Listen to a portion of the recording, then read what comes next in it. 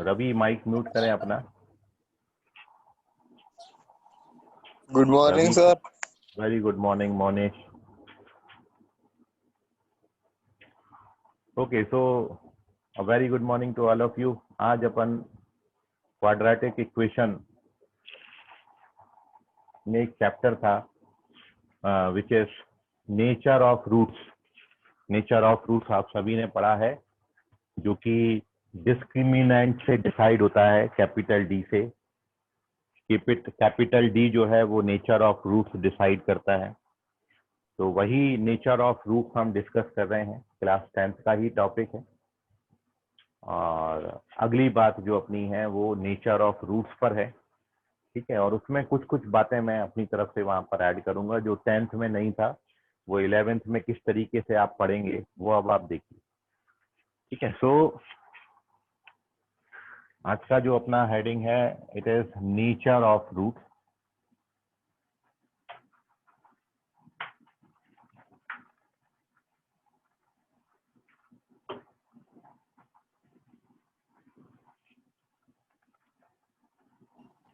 और nature of roots में जो बात है उसको सबसे पहला, प्रज्वल माइक म्यूट करें।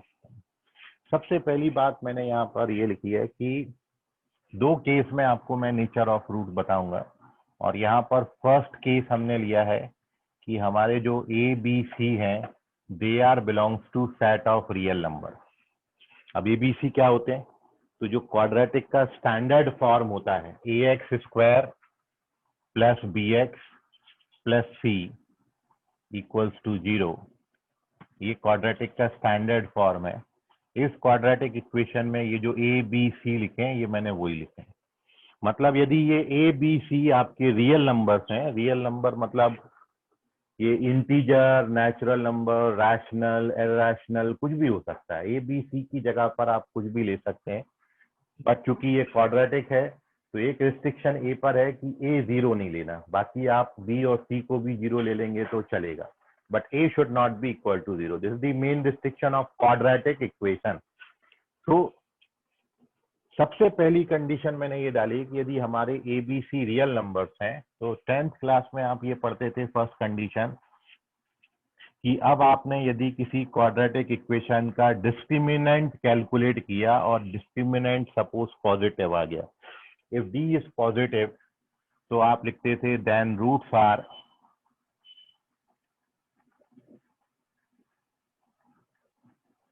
Real and distinct. डिस्टिंक्ट का मतलब आप वहां पर 10th में अनइक्वल लिखते थे, तो मैं अनइक्वल ही लिख लेता हूं, रियल एंड अनइक्वल।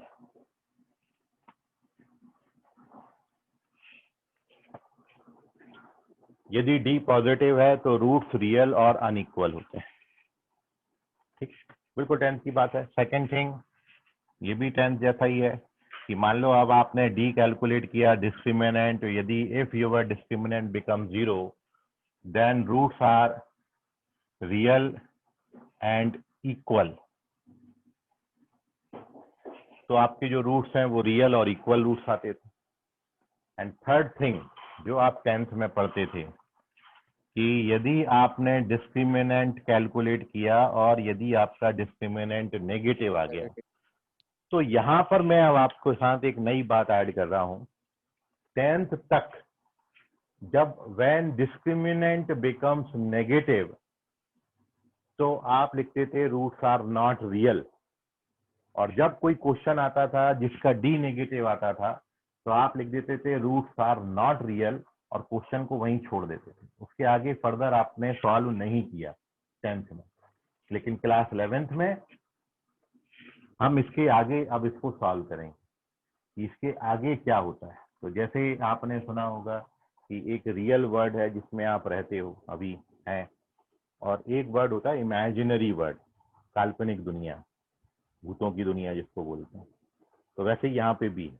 अब मैं आपको वो इमेजिनरी वर्ड में ले जा रहा हूँ।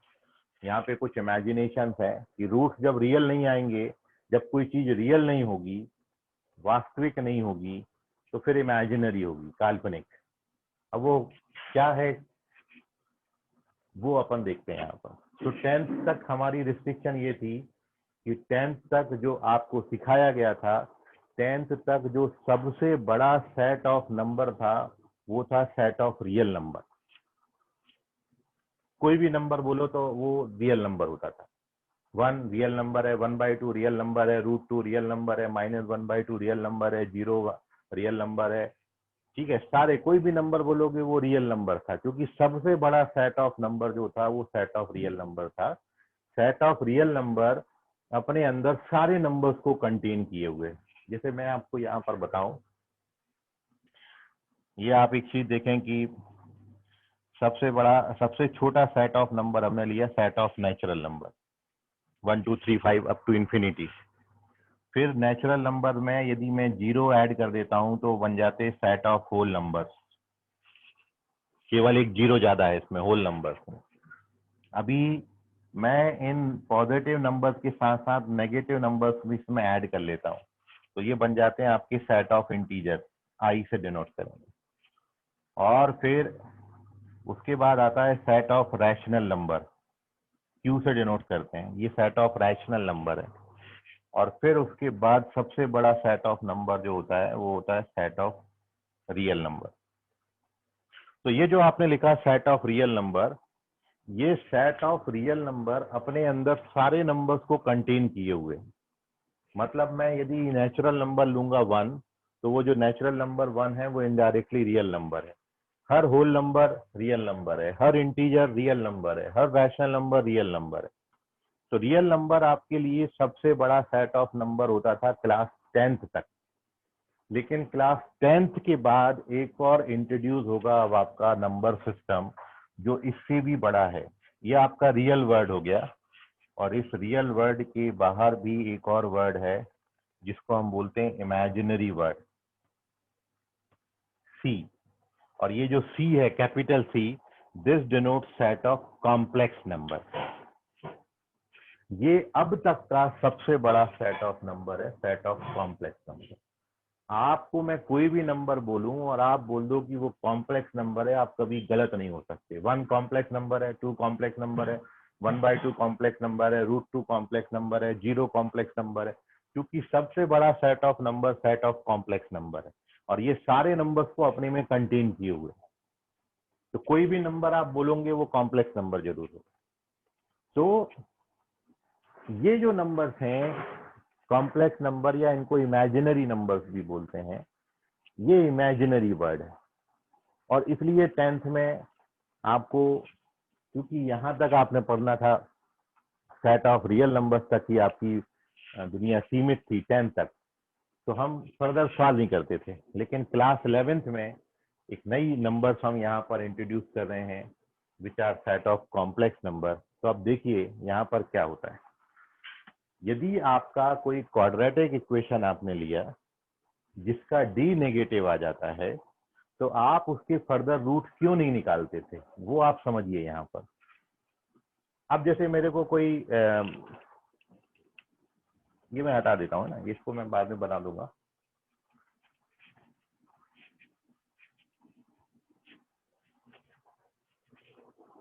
तो अब इसमें क्या लिखा जाए वो मैं अब आपको बता रहा हूँ। यदि डी नेगेटिव आएगा तो रूट्स नॉट रियल हम नहीं लिखेंगे, कुछ और हम लिखेंगे। वो कुछ और क्या लिखेंगे, उसके लिए मैंने स्पेस छोड़ दिया। ठीक है, पहले मैं बता देता हूँ लिखने से पहले कि हम क्या लिखने जा रहे हैं, पहले आप समझ लीजिए। तो जैसे फॉर एग्जांपल मैंने कोई क्वाड्रेटिक इक्वेशन लिया,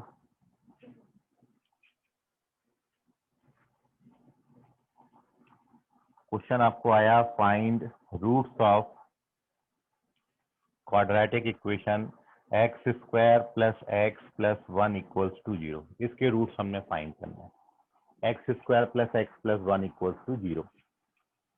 अब आप यहाँ पर देख रहे हैं कि जब आप इसको फार्मूला मेथड से सॉल्व करेंगे, जो डी वाली मेथड होती है जिसमें डिस्क्रिमिनेंट आता है, तो इसके सॉल्यूशन में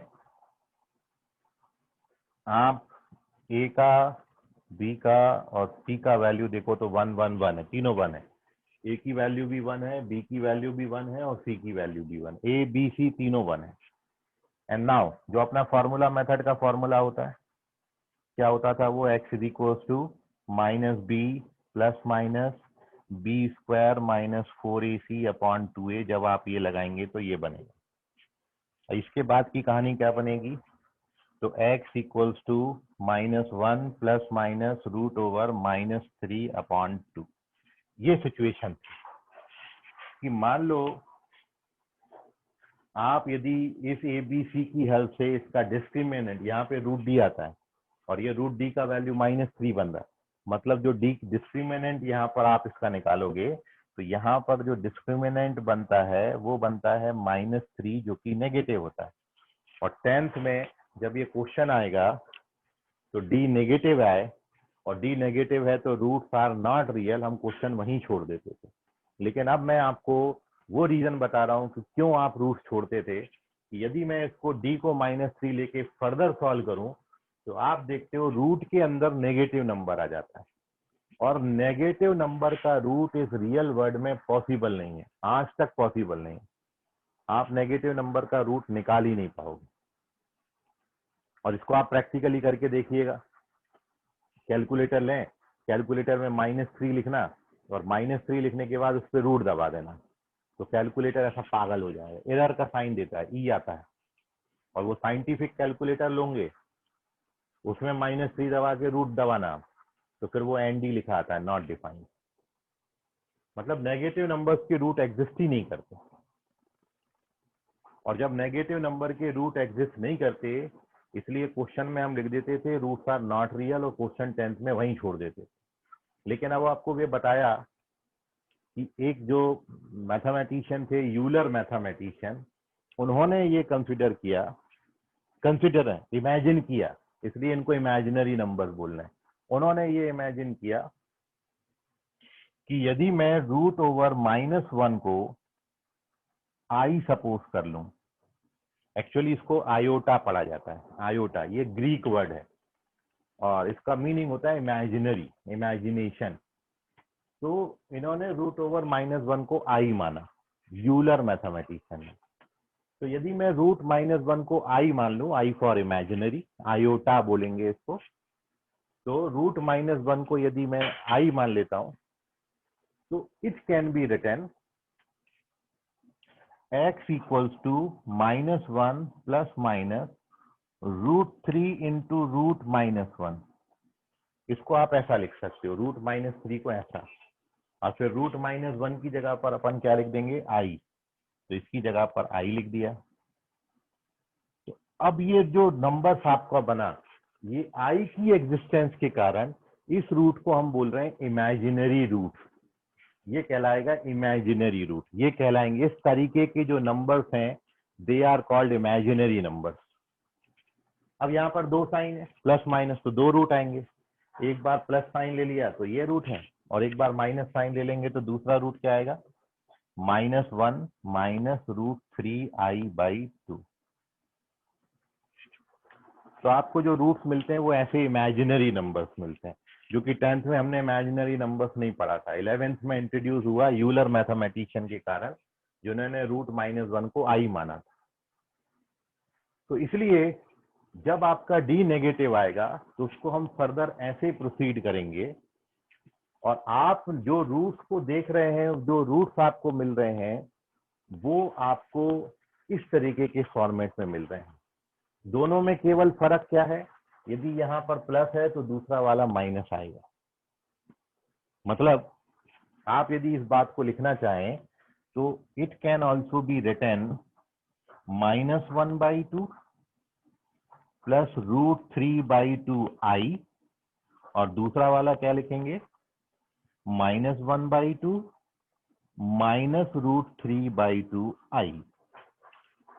-1/2 दोनों में है, √3/2i दोनों में है, केवल फर्क क्या है, यहाँ प्लस है और यहाँ माइनस है।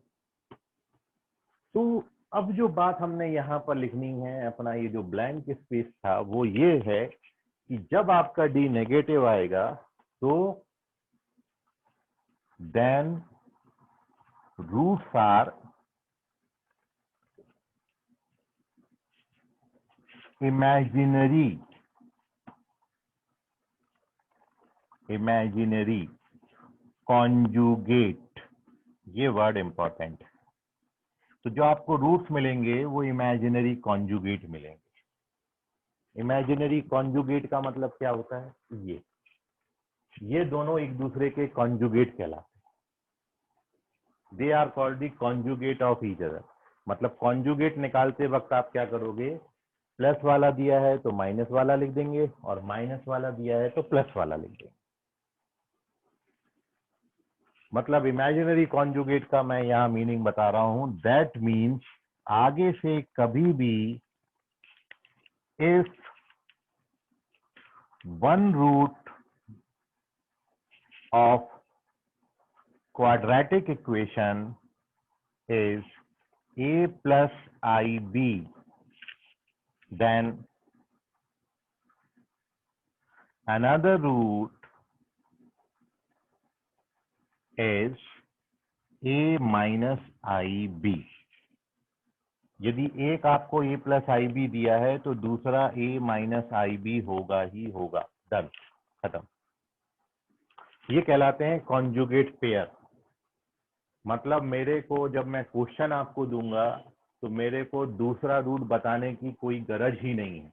मैं केवल आपको बोल दूंगा कि एक रूट 2 प्लस आई है, तो दूसरा आप पहचान जाना कि 2 माइनस आई हो गई होगा।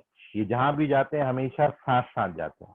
यदि एक 2 प्लस आई मिलेगा तो दूसरा रूट 2 माइनस आई ये मस्ट है, ये होगा ही होगा। तो ये बात मैंने बस यहाँ पर 10th की बातें आपसे डिस्कस करी। ये बात बस 10th में आपको नहीं थी, उसको 11th में अब अपन ऐसे पढ़ेंगे। 10th में आपने ये पढ़ा रूट्स आर रियल डिस्टिंक्ट, ये भी पढ़ा roots are real equal. 10th में पढ़ा था रूट्स आर नॉट रियल। अब नॉट रियल के पीछे एक इमेजिनरी दुनिया है, और वो इमेजिनरी दुनिया इसके कारण आती है कि जब रूट के अंदर नेगेटिव नंबर बन जाता है तो हमारे लिए पॉसिबल नहीं है। तो फिर हमने इमेजिन किया रूट -1 को आई, और after this imagination when we get the two roots, तो हम देख रहे हैं ये दोनों रूट्स एक दूसरे के कॉन्जुगेट पेयर हैं, और इसलिए हमने यहाँ पर लिखा कि डी नेगेटिव है then roots are imaginary conjugate. Imaginary conjugate से मतलब आपका क्या है? तो इमेजिनरी कॉन्जुगेट से हमारा मतलब है यदि एक रूट हमारा a प्लस आई बी होगा तो दूसरा root must be a minus I B. ये है मेन थिंग।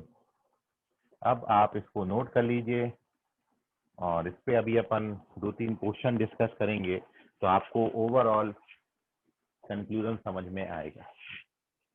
नोट करें, कोई डाउट है तो पूछ लीजिए। If you face any difficulty, if you have any doubt तो पूछ लीजिए उसको।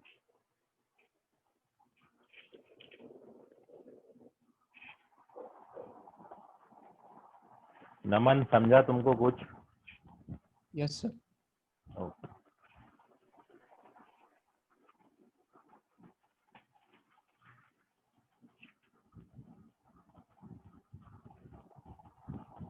सर हाँ बोलो बेटा। सर वो क्वाड्रेटिक इक्वेशन का वो जो फॉर्मूला था हाँ, सर वो क्या है, एक बार रिकॉल करवा दीजिएगा।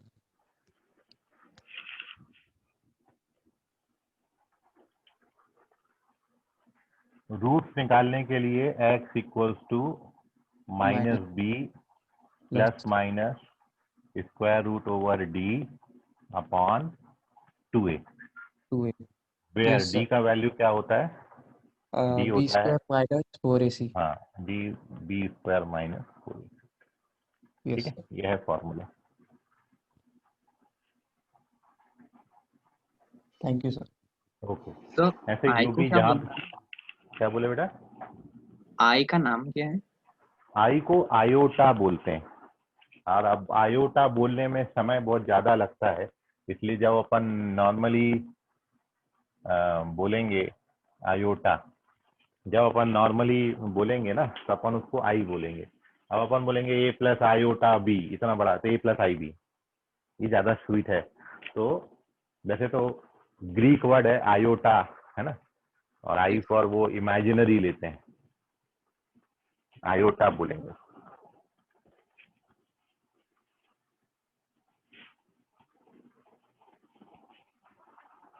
और कोई डाउट किसी ने, छोटी मोटी जो भी परेशानी है पूछ लीजिए उसको। स्क्रीनशॉट लूं क्या? हाँ लो ना बेटा, स्क्रीनशॉट बराबर लेते जाओ।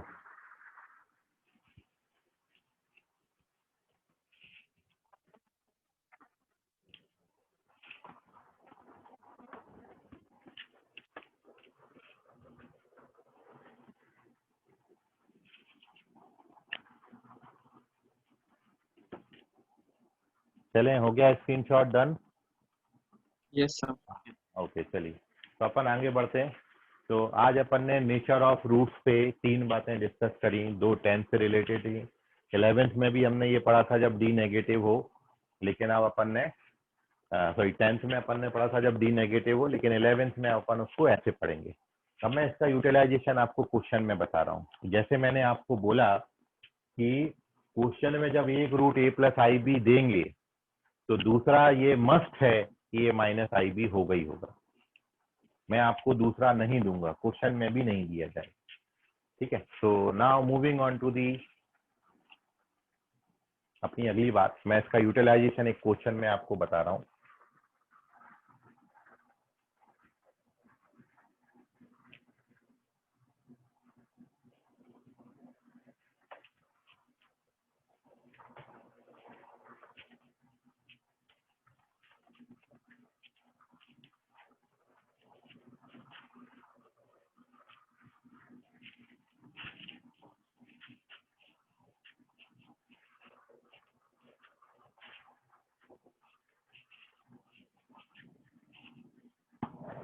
तो देखिए अभी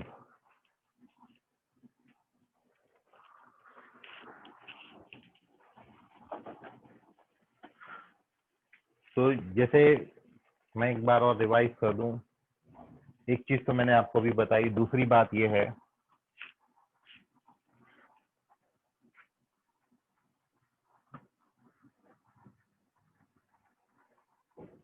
the quadratic equation whose roots are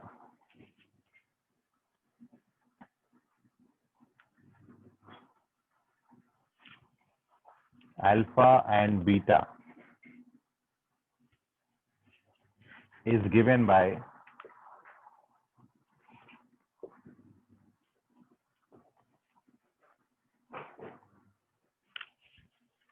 ये 10th में था अपना x square minus sum of root into x plus product of root equal to, ये जो कहलाता है ये कहलाता है फॉर्मेशन ऑफ क्वाड्रेटिक इक्वेशन के लिए फॉर्मूला। इसको अपन बोलते हैं फॉर्मेशन ऑफ क्वाड्रेटिक इक्वेशन। मतलब यदि अब आपको क्वाड्रेटिक इक्वेशन के रूट्स गिवन है और क्वाड्रेटिक इक्वेशंस के रूट्स की हेल्प से आपको क्वाड्रेटिक इक्वेशन बनानी है, क्वाड्रेटिक इक्वेशन फॉर्म करनी है, फॉर्मेशन करना है क्वाड्रेटिक इक्वेशन, तो वी यूज दिस फॉर्मूला। मतलब जो 2 रूट्स दिए हैं दोनों का सम यहाँ डाल दो और दोनों का प्रोडक्ट यहाँ पर डाल दो।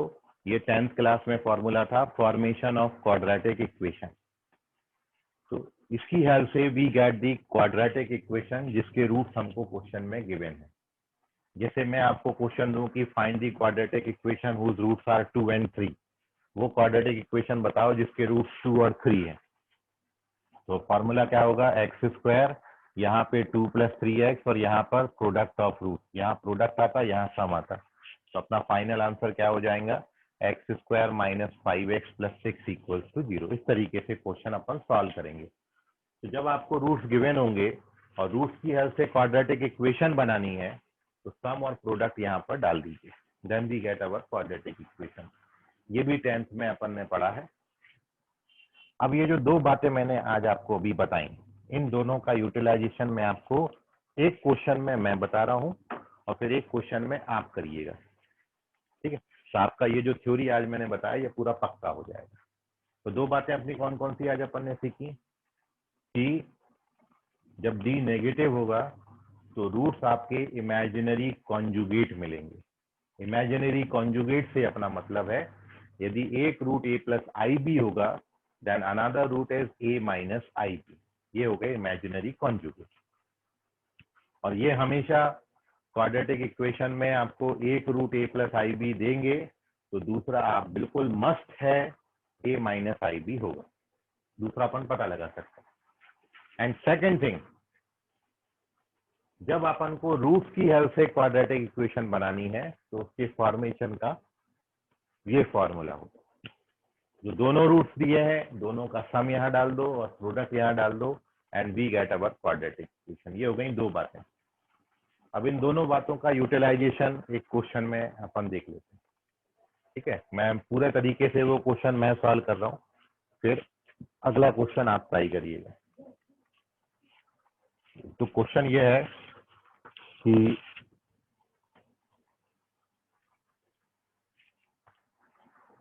Find quadratic equation whose one root is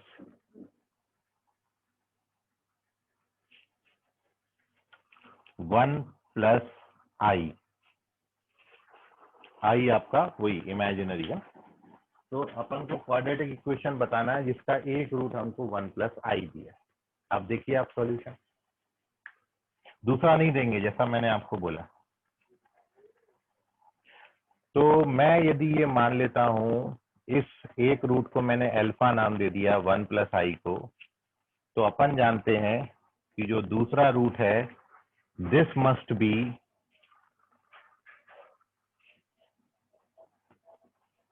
one minus I. इसका कॉन्जुगेट होगा ही होगा, ये तो पक्की बात है।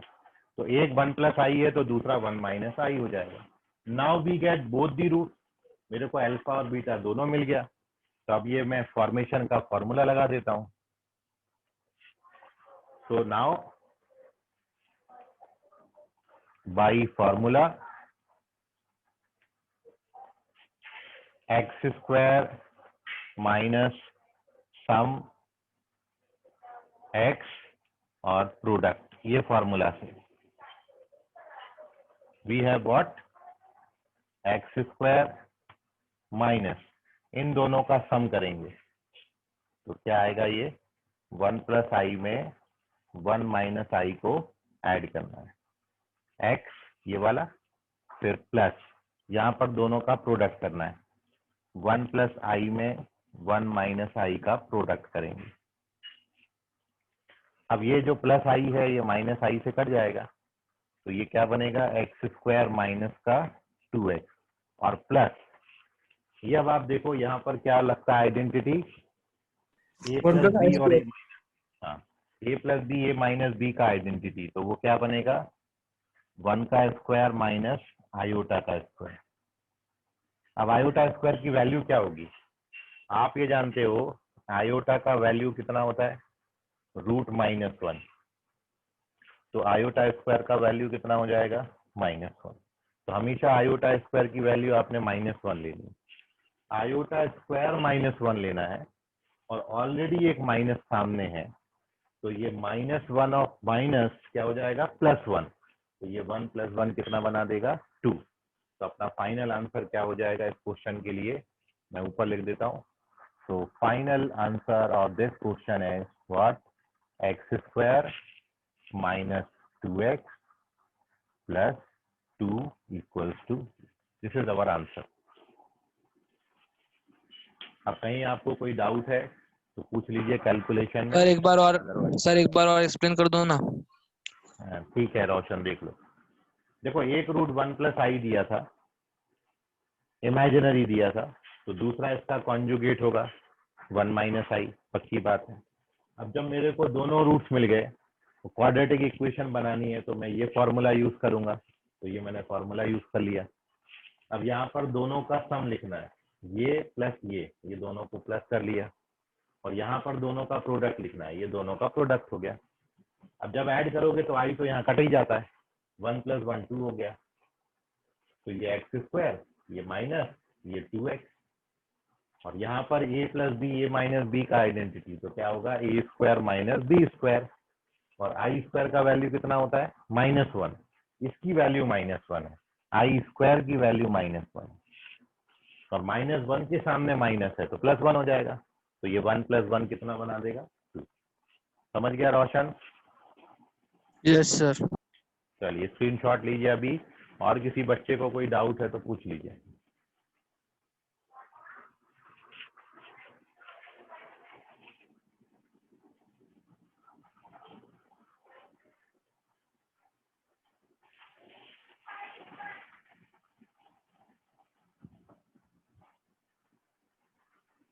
एनी अदर क्वेरी और डाउट तो आप उसको पूछ लें।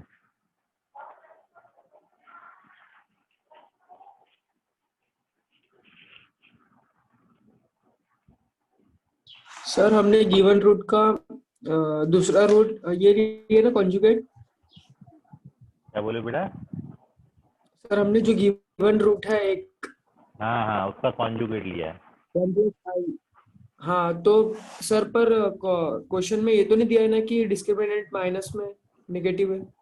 अरे जब रूट एक इमेजिनरी दिया है ना, तो इमेजिनरी रूट मिलेगा ही तब जब डिस्क्रिमिनेंट नेगेटिव है, उसी से पहचान में आ जाता।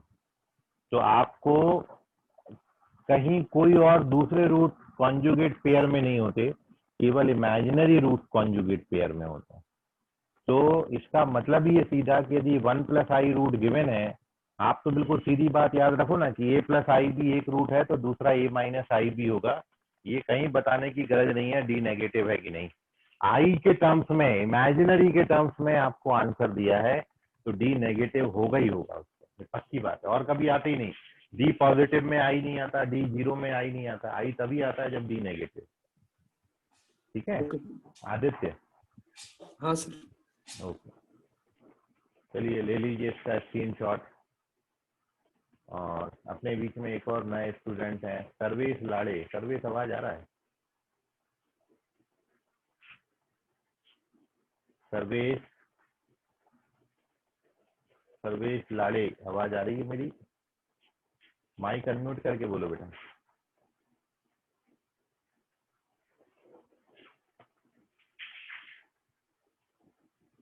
सर्वेश लाड़े, आवाज आ रही है? Yes sir. आज फर्स्ट डे है सर्वेश? No sir. कल किया था क्लास? अभी बीच किया में था? तबीयत खराब थी ना सर, इसलिए थोड़ा बंद था। हेलो, क्या बोले नहीं बेटा? सर, आज से मतलब इसके पहले आया था और बीच में तबीयत अच्छा, खराब थी तो ब्रेक। ओके ओके, तो इसी बैच में आए थे आप? Yes sir. Yes sir. इसके पहले कौन से बैच में थे? 4th में थे, 5th में थे? 4th में थे। अच्छा 4th में था, ठीक है। तो तुमको समझा होगा सर्वेश, कोई डाउट तो नहीं है? नो। ओके चलो ठीक।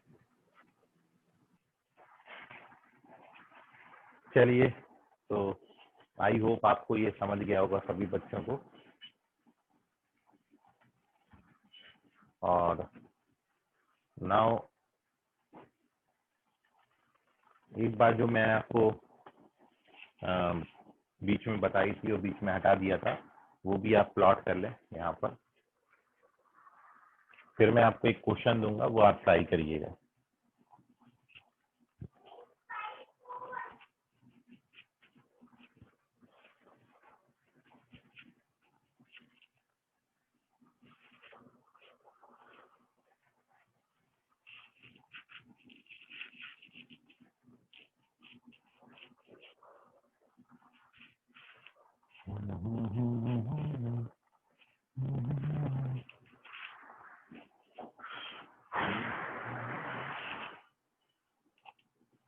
तो ये जो बात अपन ने बीच में बना दी थी, इसको आप याद रखिएगा, ये आपके बड़े काम की चीज है। ठीक है, इससे ये डिसाइड होता है कि जो सबसे बड़ा सेट ऑफ नंबर है वो आपका सेट ऑफ कॉम्प्लेक्स नंबर है। और आप कोई भी नंबर लेंगे उसको आप कॉम्प्लेक्स नंबर बोल दोगे, आप कभी भी गलत नहीं होगे। कभी भी किसी के सामने भी जो है आप उसको बोल सकते हैं। ठीक, कोई आपको गलत नहीं ठहरा सकता, क्योंकि जो सेट ऑफ कॉम्प्लेक्स नंबर है ये अपने अंदर सारे नंबर्स को कंटेन किए हुए। कॉम्प्लेक्स नंबर से छोटा सेट ऑफ रियल नंबर होता है, रियल नंबर से छोटा set of integer rational number आता है, फिर रैशनल नंबर के अंदर आपका सेट ऑफ इंटीजर है, इंटीजर के अंदर होल नंबर आते हैं, और फिर सबसे छोटा जो सेट ऑफ नंबर है ये है सेट ऑफ नेचुरल। तो आप हमेशा याद रखें। तो कहने का जो मतलब है, आप यहाँ पे कोई भी नेचुरल नंबर लिखोगे, हर नेचुरल नंबर कॉम्प्लेक्स नंबर होता है, हर होल नंबर कॉम्प्लेक्स नंबर होता है, हर इंटीजर कॉम्प्लेक्स नंबर होता है, हर rational number complex, every real number is a complex number. कोई भी नंबर बोल दो वो कॉम्प्लेक्स नंबर जरूर होगा, क्योंकि कॉम्प्लेक्स नंबर अपने अंदर सबको कंटेन किए हुए हैं।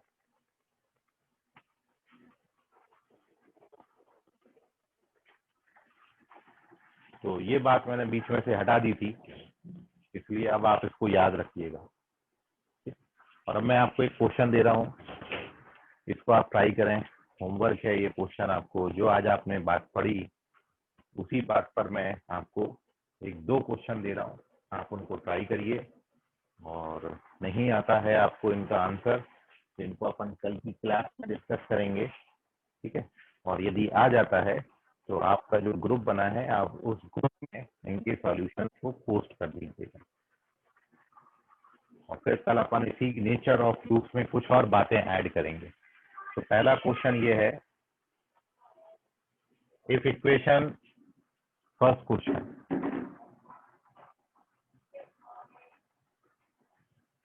if equation 2x square minus kx plus x plus 8 equals to 0, minus kx plus x plus 8 equals to 0 has real and equal roots, has real and equal roots, then k का value क्या होगा? then value of k, your first option is, क्या ये -9 और -7 आएगा? क्या ये 9 7 आएगा?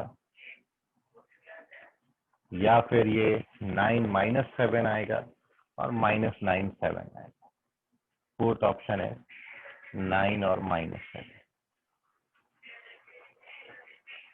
आपको रूट्स रियल और इक्वल दिए, ठीक। और एक और क्वेश्चन आपका, उसको भी आप ट्राई करें। वो जो इमेजिनरी वाली अपन ने कंडीशन पढ़ी थी, वो इमेजिनरी पे मैं आपको एक क्वेश्चन दे रहा हूँ, तो आप उसको ट्राई करिएगा। और यदि आ जाता है तो ग्रुप में सॉल्यूशन पोस्ट करें, अदरवाइज कल अपन उसको फिर डिस्कस करेंगे। तो क्वेश्चन लिखिए। सर होमवर्क चाहिए? हाँ ये दोनों होमवर्क है बेटा, पहला भी होमवर्क है और दूसरा दे रहा हूँ वो भी होमवर्क है। तो सेकंड क्वेश्चन है, if 2 + i√3, 2 + i√3 is a root of equation, is root of equation x² plus px plus q, x² plus px plus q equals to 0, then the value of q, तो q का value कितना होगा? आपके options हैं -4 7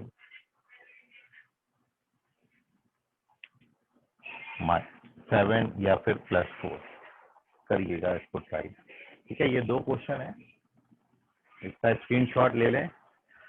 आज के लिए फिलहाल इतना, बाकी करेंगे अगली क्लास में। सर हाँ बोलो बेटा। जो अपन ने कल क्वेश्चन किए थे वो उतने हम्म। टाइप के करने हैं? वो कल जो क्वेश्चन किए वो क्या बोले उसके आगे? उसके रिलेशन में और क्वेश्चन है क्या?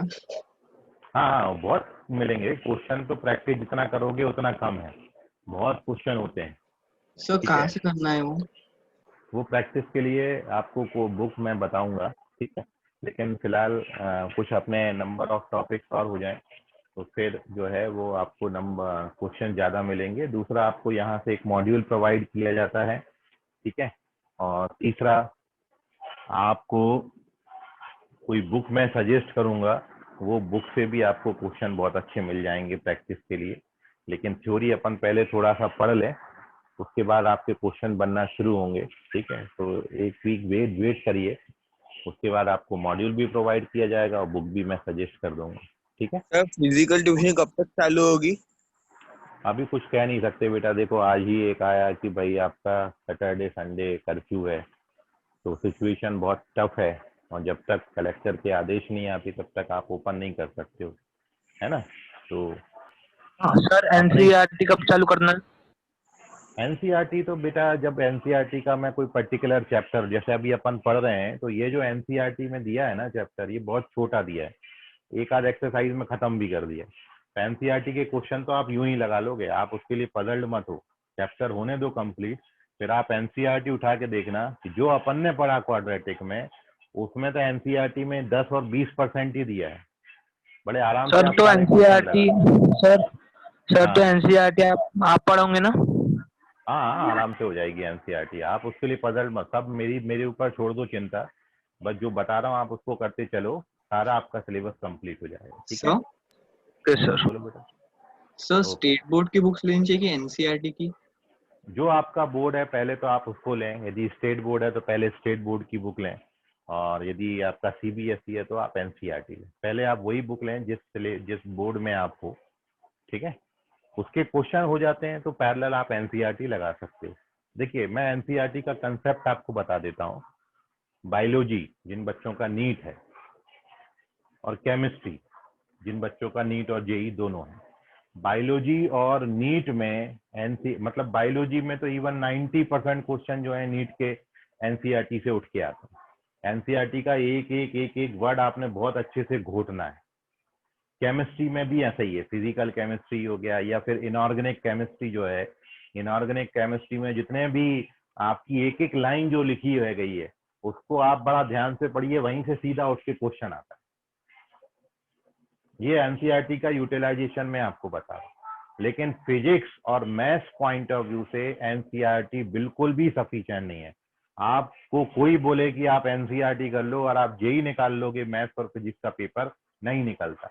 20% सर सम्स भी मैच नहीं करेंगे आपके, ठीक है। सर एनडीए का निकाल सकते हैं ना?